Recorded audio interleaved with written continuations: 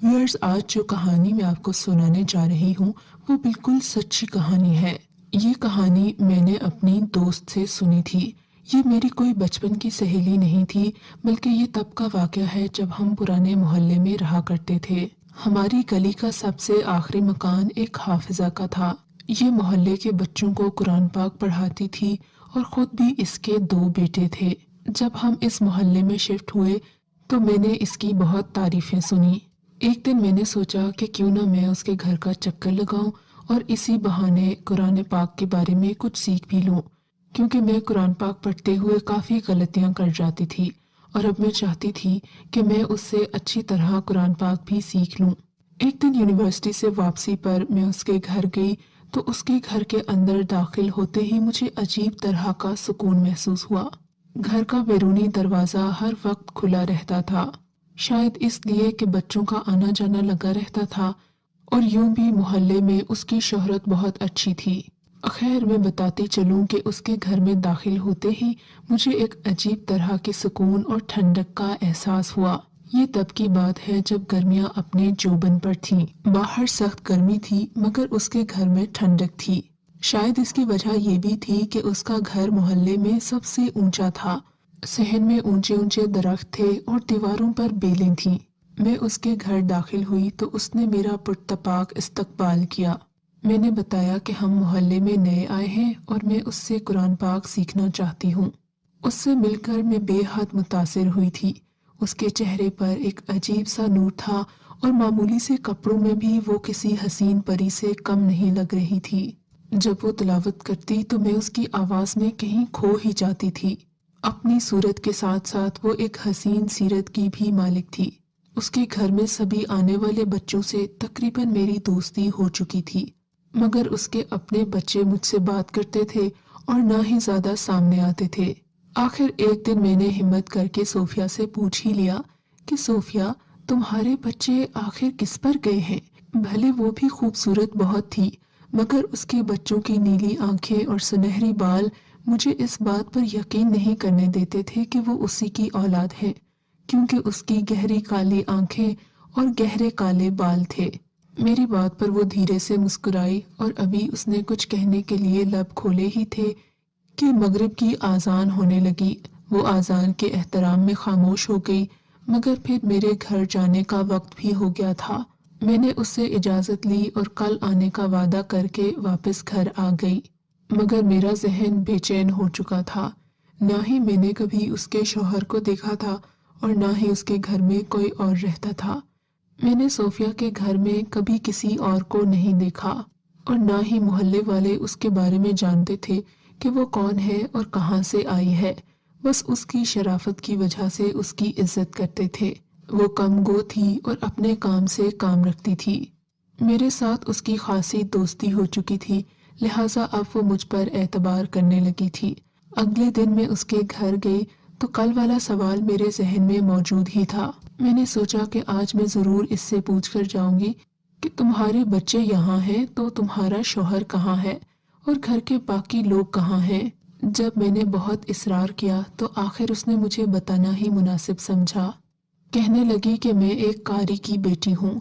हमारे अब्बा ने शादी के बाद अम्मी को कुरान पाक खुद पढ़ाया था और उसके बाद हम तीनों बहनों को भी कुरान पाक अम्मी ने ही सिखाया था। मेरी बड़ी 2 बहनों की शादी हो चुकी थी और मैं घर में अकेली थी। चांद रात वाले दिन मैं अपनी खाला के साथ चूड़ियां लेने बाजार गई, क्योंकि हमारी अम्मी बाजारों के चक्कर नहीं लगाती थी। लेकिन मैं छोटी थी, मुझे अपना शौक तो पूरा करना ही था, इसलिए अम्मी ने मुझे खाला और खाला की बेटियों के साथ बाजार भेज दिया। मगर मैं क्या जानती थी कि ये ईद मेरे लिए कयामत होगी। बताती चलूं कि मेरे अब्बू मस्जिद के इमाम और कारी थे। हमारी रिहाइश मस्जिद के साथ जुड़े ही एक क्वार्टर में हुआ करती थी। मस्जिद में नमाजी नमाज पढ़ते थे तो हमारे घर में भी आवाज आती थी। ये मेरी जिंदगी के बेहतरीन दिन थे। मगर उस दिन जब मैं घर आई तो देखा कि मस्जिद के पास एम्बुलेंस की आवाजें आ रही हैं और लोगों का हजूम जमा है। मैं परेशान हो गई। पता चला कि मस्जिद में धमाका हो गया है। 50 के करीब नमाजी जख्मी हो गए थे और तकरीबन इतने ही शहीद भी हो चुके थे। मेरी तो जैसे दुनिया ही उजड़ गई थी। میرے امی ابو بھی اس حادثے میں فوت ہو گئے تھے۔ میری دنیا ہی اجڑ چکی تھی، ہمارا تو پہلے ہی کوئی نہیں تھا۔ اب میں پہلے سے بھی زیادہ بے سہارا ہو گئی تھی۔ میری سمجھ میں نہیں آتا تھا کہ میں کدھر جاؤں اور کیا کروں۔ 40 دن تک تو مجھے ہوش ہی نہیں رہا۔ میں خالہ کے گھر پڑی روتی رہی اور کھانے پینے کا کوئی خیال نہیں کیا۔ میں کافی لاغر ہو چکی تھی۔ خالہ اور خالو نے لاکھ سمجھانے کی کوشش کی کہ اب اس گھر کو چھوڑ دو۔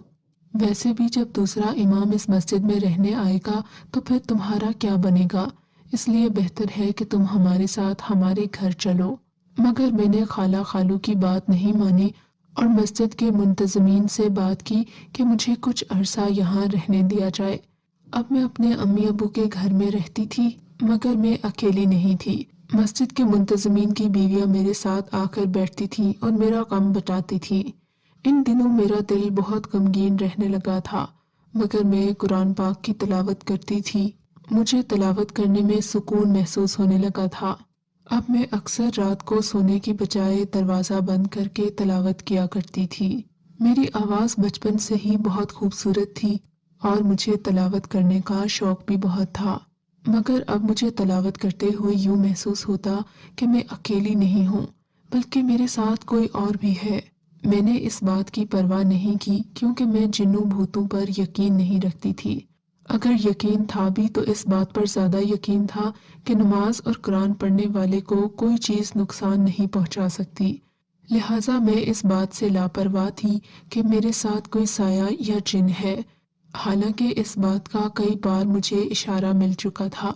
مثلاً ایک دن میں قرآن پاک پڑھتے پڑھتے جائے نماز پر ہی سو گئی، مگر جب اٹھی تو میرے اوپر کسی نے رضائی تان دی تھی اور میں جائے نماز کی بجائے اپنے بیڈ پر لیٹی ہوئی تھی۔ اس بات پر میں کافی حیران ہوئی، مگر پھر غور کرنے کو باقی چیزیں بہت تھیں، اس لیے میں یہ بات بھول بھال گئی۔ مگر اب یہ روز کا معمول ہی بن چکا تھا۔ میں اکثر قرآن پاک پڑھتے پڑھتے جائے نماز پر سو جاتی اور میری آنکھ میرے بستر پر کھلتی تھی، مگر نہ جانے کیوں اکیلے ہونے کے باوجود اس بات نے مجھے خوفزدہ بالکل بھی نہیں کیا۔ میں نے اپنا معمول جاری رکھا اور دن رات قرآن پاک کی تلاوت میں مصروف رہتی تھی۔ مگر ایک دن عجیب واقعہ ہوا۔ اس واقعے نے میری ساری زندگی بدل کر رکھ دی تھی۔ ہوا یوں کہ یہ 14 شعبان کی رات تھی اور میں نے عبادت کا خاص انتظام کیا تھا۔ اس رات میں نے اپنے امی ابو کے لیے خصوصی دعائیں مانگنی تھی۔ میری عادت تھی کہ میں عبادت بھی تیار ہو کر بن سور کر کرتی تھی، کیونکہ میرے خیال میں یہ عبادت کرنے کا صحیح طریقہ تھا۔ اس دن بھی میں نے اپنا سفید اجلا لباس پہنا، بالوں کو کنگھی کی، خوشبو لگائی اور جائے نماز پر آ کر بیٹھ گئی۔ یہ تقریباً کوئی رات 12 بجے کا وقت تھا جب چاندنی میری کھڑکی سے چھن کر آ رہی تھی۔ ماحول بہت ہی پرکیف تھا اور رات انتہائی خاموش تھی۔ میں نے کھڑکی کے آگے جائے نماز بچھائی اور عبادت میں مشغول ہو گئی۔ کچھ نوافل ادا کرنے کے بعد میں نے دوبارہ سے تلاوت شروع کر دی تھی۔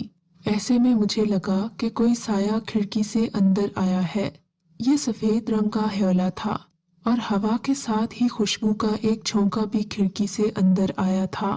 رات کے اس پہر خوفزدہ ہونے کی بجائے مجھے اس سائے کی وجہ سے عجیب سا سرور محسوس ہونے لگا تھا۔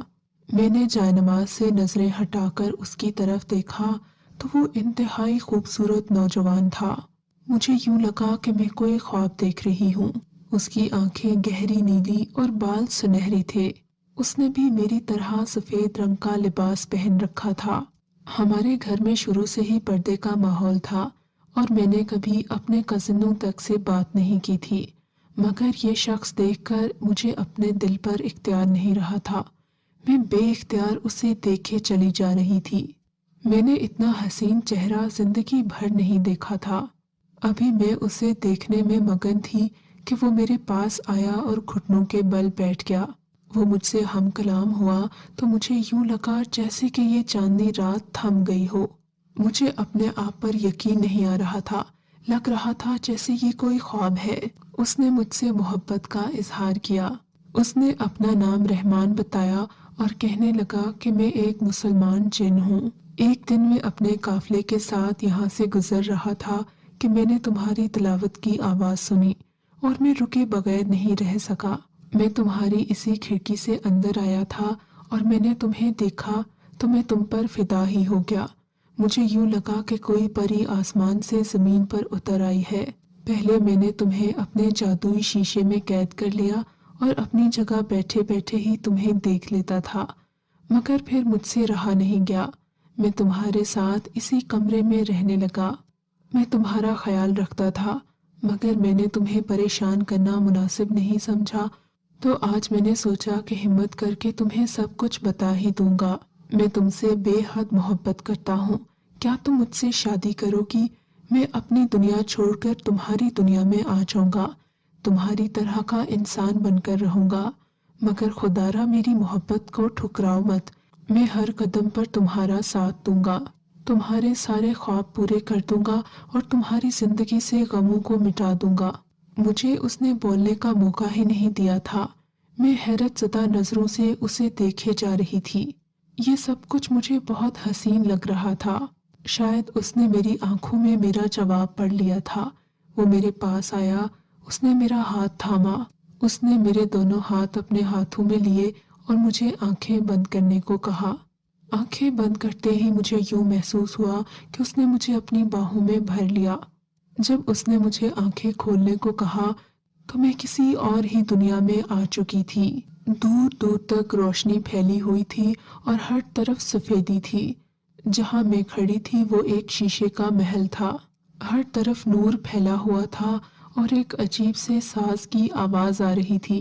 यहाँ की हर चीज बहुत पुरनूर थी। रहमान मेरा हाथ थामे मुझे लेकर आगे बढ़ा तो 10-10 साल की छोटी छोटी बच्चियों ने मेरा इस्तकबाल किया। उन सब ने भी सफेद रंग के उजले लिबास पहन रखे थे। मुझे यूं लग रहा था जैसे कोई ख्वाब का आलम है। इसी तरह के वहां 7 महल थे। उन सब महलों के रंग मुख्तलिफ थे और हर महल में उसी रंग के कपड़ों में मलबूस छोटी छोटी बच्चियां थीं। इसी सफेद महल के अंदर एक कमरा था जहां मुझे रहमान लेकर गया। यहाँ एक बड़ा सा सफेद रंग का तख्त था और यहाँ थोड़ी बड़ी उम्र का एक मर्द और एक औरत बैठे हुए थे। रहमान ने मुझे बताया कि ये उसके माँ बाप हैं और आज रात हमारी शादी है। हमारा निकाह पहले ही हो चुका है। मैं इस बात पर हैरान थी कि हमारा निकाह आखिर कब हुआ है। मुझे तो ऐसा कोई ख्वाब तक याद नहीं था, और वैसे भी ये सब लाख हसीन सही मगर मेरे लिए बहुत अजीब था। मैं दिल ही दिल में खुश भी हो रही थी और मेरा दिल उस पर मेहरबान हो रहा था। मैं चाहती थी कि वो यूं ही मेरा हाथ अपने हाथ में लिए चलता रहे और हम बातें करते रहें। मैं उसके अम्मी अब्बू से मिली तो मेरा भरपूर इस्तकबाल किया गया। खातमाओं को बुलवाया गया और मेरे लिए एक जोड़ा मंगवाया गया। ऐसा खूबसूरत और हसीन जोड़ा मैंने अपनी जिंदगी में कभी नहीं देखा। ये सुर्ख और सफेद रंग का एक खूबसूरत लिबास था और इस पर हीरे जड़े हुए थे। खातमाओं ने मुझे किसी शाही दुल्हन की तरह तैयार किया था। इस महल में आकर मैं गोया पहले से भी ज्यादा हसीन हो गई थी। मेरे बालों को एक खास किस्म के पानी से धोया गया था। अब मुझे अपना आप उन जिन शादियों की तरह खूबसूरत लगने लग गया था। थोड़ी ही देर में मैं दुल्हन बन चुकी थी और रहमान भी मेरे सामने दूल्हे के रूप में आ चुका था। उसने सफेद रंग का खूबसूरत लिबास ज़ेब-ए-तन कर रखा था। वो मुझे देखते ही मोहब्बत से मुस्कुराया और हमें एक और तख्त पर बिठा दिया गया। उसके बाद जिनजातियों ने एक खास किस्म की मौसीकी पर खूबसूरत रक्स किया। शायद ये मेरी और रहमान की शादी की दावत थी, तभी यहाँ पर बहुत सारे लोगों को जमा किया गया था। ये सब लोग भी इंतहाई खूबसूरत और पुरनूर चेहरों वाले थे। सब लोग मुझे झुक झुक कर सलाम कर रहे थे और तहाइफ भी दे रहे थे। शादी की दावत खत्म हुई तो रहमान मुझे अपने साथ एक कमरे में ले आया। ये कमरा पूरे महल से भी कहीं ज्यादा हसीन और खूबसूरत था। रहमान ने बताया कि ये मेरी और उसकी ख्वाबगाह है। इस ख्वाबगाह में बहुत सारे शीशे रखे थे और एक शीशे में मेरी वो वाली तस्वीर थी जहां मैं कुरान पाक पढ़ रही थी और अपने मस्जिद वाले घर में ही मौजूद थी। उस रात में रहमान की कुर्बत पाकर मुकम्मल हो गई। जब मेरी आंख खुली तो मैं अपने मस्जिद वाले घर में ही थी, मगर मैं अकेली नहीं थी। मेरे पहलू में वही नौजवान सोया हुआ था। अगली सुबह वो मुझे मस्जिद वाले घर से निकालकर इस घर में ले आया था। जब मैं यहाँ आई तो मैं उम्मीद से थी। मुझे नहीं मालूम था कि मैं यहाँ कैसे पहुंची और मालिक मकान से किसने बात की। अगले दिन मालिक मकान की बीवी आई और कहने लगी कि आपके शौहर ने हमें अगले साल तक का किराया दे दिया है और हमें आपका ख्याल रखने की तलकीन की है। अगर आपको कोई भी तंगी तकलीफ हो तो आप मुझे जरूर मुत्तला कीजिएगा। कुछ महीनों बाद मेरे यहाँ 2 बेटों की पैदाइश हुई और इस दौरान रहमान मुझसे मिलता रहा। वो अभी भी मेरे साथ रहता है मगर किसी को नजर नहीं आता। उसकी ख्वाहिश है कि मैं मोहल्ले के बच्चों को कुरान पाक पढ़ाऊं। अभी भी जब मैं तिलावत करती हूँ तो वो पहले की तरह ही शौक से मुझे सुनता है। मोहल्ले वाले मेरे बारे में ज्यादा नहीं जानते और शायद जानना भी नहीं चाहते, मगर अब मेरी मजबूरी है। मैं यहाँ ज्यादा अरसा नहीं रह सकती क्योंकि मैंने तुम्हें अपने राज से वाकिफ कर दिया है और शायद ये हमारे लिए बेहतर नहीं होगा। मैंने सब कुछ तुम्हें इसलिए बताया कि तुम एक अच्छी और नेक लड़की हो और आज के बाद शायद हम ना मिल सके, मगर जाते जाते मैं तुम्हें अपनी एक निशानी देना चाहती हूँ। ये कहकर उसने एक चमकदार थैली मेरी तरफ बढ़ाई। मैंने कुछ ना समझते हुए वो थैली ले ली क्योंकि अभी तक उसकी कहानी सुनकर मैं हैरत में डूबी हुई थी। उसकी कहानी सुनते सुनते मगरिब का वक्त हो गया था और मैं बिना कुछ सोचे समझे वो थैली लेकर उसके घर से निकल पड़ी। घर आकर थैली खोलकर देखा तो उसमें बेशुमार छोटे छोटे कीमती पत्थर थे। मालूम नहीं हीरे थे या कोई और पत्थर, मगर उनकी चमक से लगता था कि वो बहुत कीमती है। मैंने वो थैली अपने पास रख ली और सोचा कि कल दोबारा जाऊंगी तो ये उसे वापस कर आऊंगी। न जाने ये कितने कीमती पत्थर हैं और मैं इनकी हकदार भी हूँ या नहीं। मैं अगले दिन शाम की बजाय सुबह 10 बजे ही उसके घर चली गई, मगर ये देखकर हैरत हुई कि घर पर ताला पड़ा हुआ था। मैंने ज्यादा किसी से कोई पूछगछ नहीं की और घर वापस आ गई। सोचा कि शाम को जाऊंगी, शायद वो अपने किसी काम से कहीं गई होगी, मगर शाम को मोहल्ले के बच्चों से पता चला कि सोफिया बाजी मोहल्ला छोड़कर चली गई हैं। मैं उसके जाने पर बहुत गमज़दा हुई। मैं उससे शायद कुछ और भी सवालात पूछना चाहती थी, मगर शायद उसने इतना ही बताकर मुझे खुद से जुदा कर देना मुनासिब समझा था। कीमती पत्थरों वाली थैली अब भी मेरे पास मौजूद है और मुझे सोफिया की याद दिलाती रहती है। मैंने आज तक इन पत्थरों के बारे में किसी से जिक्र नहीं किया और ना ही करना चाहूंगी। बस उन्हें पाकर मुझे एक अजीब तरह के सुकून का एहसास होता है। मैं वो पत्थर देख लेती हूँ और एक अधूरी सी मुस्कुराहट मेरे चेहरे पर फैल जाती है। अगर आपको ये कहानी अच्छी लगी है तो इस वीडियो को लाइक कीजिए और इस तरह की मजीद वीडियोस देखने के लिए हमारे चैनल को सब्सक्राइब कीजिए। और हाँ, अगर आपकी किसी दोस्त, रिश्तेदार या बहन के साथ खुदा न करे ऐसा कोई वाकया पेश आया है तो हमें कमेंट सेक्शन में उसके बारे में जरूर बताइए।